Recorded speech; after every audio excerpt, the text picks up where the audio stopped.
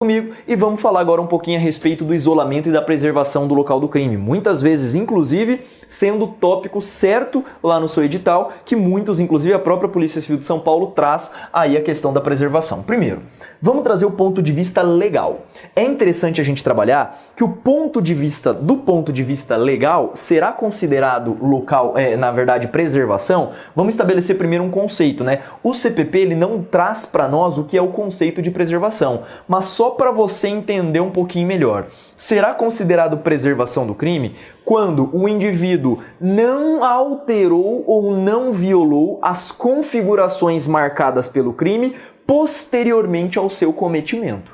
Este é o conceito de preservação. É quando não houver nenhum tipo de alteração no local posteriormente ao cometimento do crime. Tudo bem? Então isso é preservação. O CPP, ele tem dois dispositivos muito cobrados em prova que pode cair para você. O artigo 169 e o artigo 6º, inciso 1º e 2º. O artigo 6º, inciso 1º e 2º, ele vai trabalhar com inquérito policial. Ele vai trabalhar com os procedimentos feitos em sede de inquérito policial. Então, o que ele fala no inciso 1º? A autoridade policial, ela vai se deslocar para o local do crime e vai assegurar que não se altere o estado de conservação das coisas até a chegada dos peritos criminais. Então olha que interessante, o delegado, ele deve se deslocar até o local do crime e assegurar que não vai haver violação do local até que os peritos cheguem no local. É isso que vai nos dizer o inciso 1º. O inciso 2 do artigo 6º, ele vai falar o seguinte: apreender os objetos ali deixados na cena do crime, mas doutor, a autoridade policial deve apreender os objetos, mas depois de liberados pelos peritos. Então olha que interessante, o delegado chega, assegura a devida preservação do local e em seguida ele deve o quê? Aguardar que o perito trabalhe na cena para que posteriormente se apreenda os objetos do crime que o perito não for utilizar ali na prática. Então inciso 1º e inciso 2º são dois dispositivos muito importantes para você lembrar. E mais o artigo 69 que eu também deixei no seu material para você, né?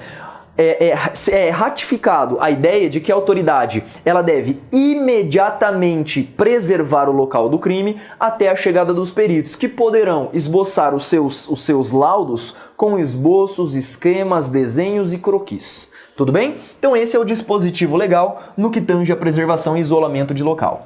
A doutrina, agora indo um pouco mais para a área de criminalística, ela enfatiza 3 fases de abordagem de isolamento e preservação do local. Doutor, uma primeira fase leva em conta a chegada da polícia militar. Se você for pesquisar, você vai ver que geralmente quando houver um crime, a população tendencia a chamar primeiramente a PM. A PM é a primeira polícia que será acionada em se tratando das fases de abordagem do local. Esta polícia militar, em tese, doutor, é uma polícia que deveria ter sido treinada a já chegar no local e preservar. Só que hoje, infelizmente, no Brasil, isso não é uma realidade. Até porque existe até mesmo dificuldade, doutor, dificuldade para que nos cursos de formação de soldados da polícia militar seja incluído, por exemplo, uma análise criminalística de local de crime.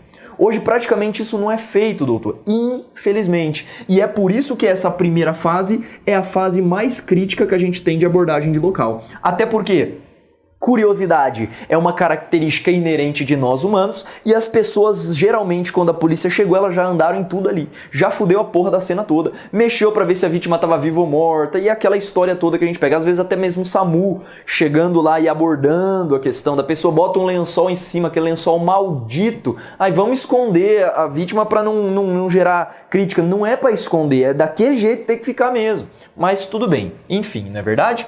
Essa é a primeira fase, nada mais é do que o cometimento do crime até a chegada do primeiro policial militar. Em seguida, esse policial militar ele vai dar início à segunda fase de abordagem do local, que nada mais é do que o acionamento da autoridade policial, diga-se, dos delegados de polícia a autoridades das polícias judiciárias. Tudo bem? Então, a segunda fase nada mais é do que entre a chegada do primeiro policial militar até a chegada da autoridade policial. Essa autoridade policial deve fazer tudo aquilo que nós conversamos aqui no artigo 169 e no artigo 6º, inciso 1 e 2. Deve assegurar que não se altere o estado de conservação das coisas até a chegada dos peritos. Doutor, só na terceira fase é que a autoridade policial aciona os peritos. Você entendeu o porquê da demora para o perito chegar na cena do crime? O perito deveria ser o primeiro a chegar, mas infelizmente no Brasil a logística não é essa. Então olha que interessante. A primeira fase vai do cometimento do crime até a chegada do primeiro policial. A segunda fase, a partir do primeiro policial até a chegada da autoridade policial. E a terceira fase, desde a chegada do delegado até a chegada dos peritos criminais, que vão tutelar, aí sim, o local de crime, tudo bem? Será o perito o responsável a partir disso pelo local do crime.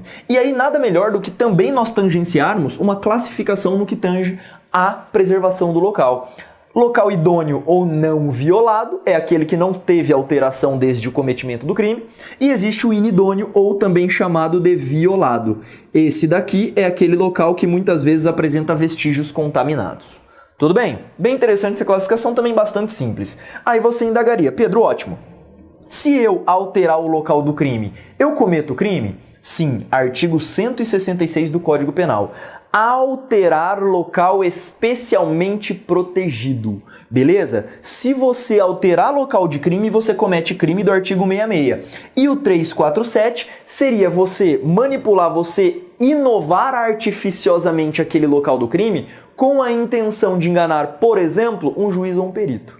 Tudo bem? Então, artigo 166 e o 347 são condutas tipificadas como crime pelo Código Penal para quem efetivamente altera o local do crime. Show? Bem legal também a nossa explicação no que tange a isolamento e preservação. Vamos falar um pouquinho a respeito agora? Isso aqui, doutor, você só encontra em doutrina mais rebuscada, tá? Por isso que eu quero trabalhar com você muito bem o que vem a ser o chamado epitâmero de Quintiliano. Dentro da finalidade e do levantamento de local, Pedro, por que se faz levantamento do local do crime? Cara, você vai buscar responder 7 perguntas aqui. Nós vamos ver que na verdade são 6. Tudo bem? Mas o epitâmero de Quintiliano, ele norteia o porquê de se fazer levantamento de local de crime.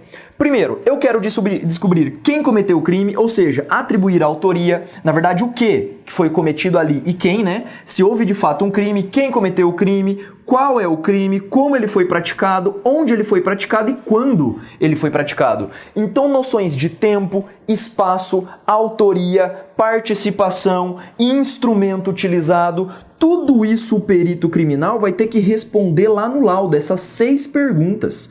Pedro, mas o epitâmero não é 7? De fato, doutor, é 7. Só que nós temos um problema. Quando eu pergunto por que o crime foi cometido, você concorda que isso é uma motivação subjetiva? Doutor, por mais que seja a função da finalidade do levantamento determinar o epitâmero de Quintiliano, o porquê não é respondido pelo perito. O porquê é respondido pelo delegado e pelos investigadores. São os motivos que levaram o cara a cometer aquele crime. Por exemplo, vingança, por exemplo, ciúme e por aí vai. Então, quando eu pergunto, faço essa análise do porquê, por que o perito não se preocupa com o porquê que aquele crime foi praticado? Porque isso aqui nada mais é do que um vestígio subjetivo, enquanto todos os demais são vestígios de natureza objetiva. Muito bom, por sinal, você saber diferenciar esses dois aqui. Ok? Esta seria a primeira finalidade no que tange ao levantamento de local. Agora vem